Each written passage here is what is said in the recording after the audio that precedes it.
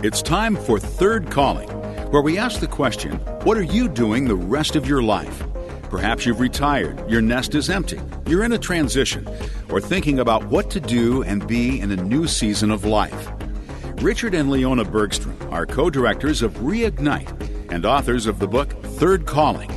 They're here to challenge and encourage each of us to follow God's calling and live with purpose and passion for the rest of our lives. And we do have Richard and Leona Bergstrom with us once again today. It's Third Calling. What are you doing with the rest of your life? A little radio series based on their book and a lot of the principles laid out in it. And hello once again, Richard and Leona. Hello, Mark. Hello. Good to have you in studio and going through your book and different principles. We're on to principle number 4 this week. And what is principle number 4, Leona? Probably one of the most critical ones, Yes, right? I would say. Walk closely with God and listen to His leading.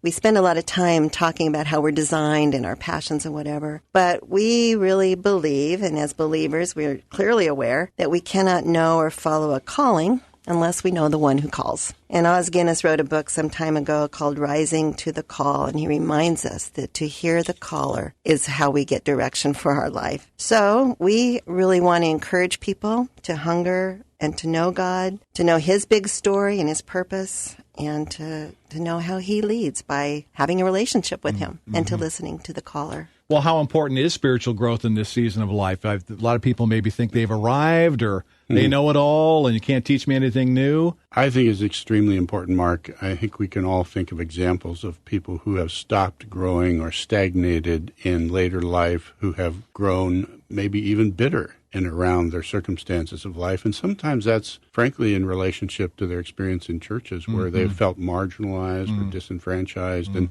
I hate to see that happen in older adults. And we would just encourage them to continue to grow and be open to new things, new directions, and remain vital, flourishing, as the psalmist says, and bearing fruit in old age, one of our favorite passages. Is this a time in life to maybe get even more involved in serving in church? Definitely serving is an important component in that. I think that helps us to stay engaged. Serving in church, serving in community. Right now in our home church, we're trying to encourage service outside and beyond our church in the community in relationship to some of the school children in the area.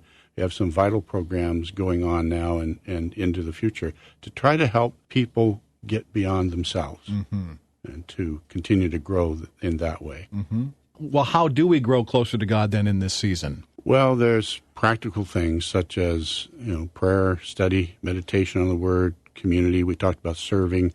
I like what Gary Thomas in his book Sacred Pathways says when he suggests that each of us may encounter God in unique ways according to our spiritual temperaments. Some see Him in nature and creation. Others encounter Him intensely through simple, quiet contemplation and meditation. And others through sacred liturgy and ritual, and still others through active service. So that's kind of a summation of different ways in which we grow and continue to stay connected with God. I would say almost a time for revival, personal revival. People, get old and crusty. I mean, you can be old and crusty in your faith at a young age even. Oh, yeah. But often older people who've, again, been there, done that, seen it all, nothing impresses me anymore, that whole attitude can catch up with you and make you very inactive. So it's important to press through that. Well, you think of people using scripture about the finish line and finishing well. And you don't sit down before the finish line. You keep going as strong and as fresh as you can to finish the race. And that's what spiritual growth is in this period of life. It's fresh and it's new and it's invigorating.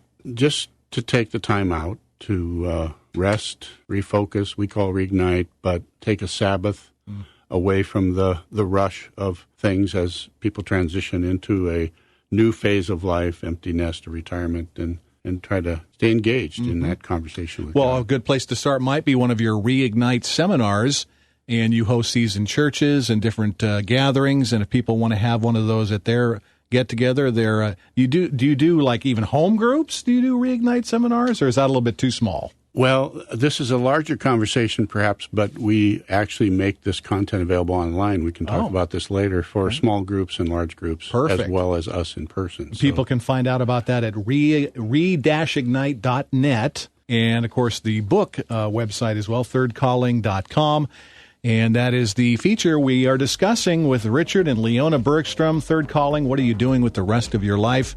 We'll continue these series next time here on KCIS. You've been listening to Richard and Leona Bergstrom, directors of Reignite and authors of Third Calling.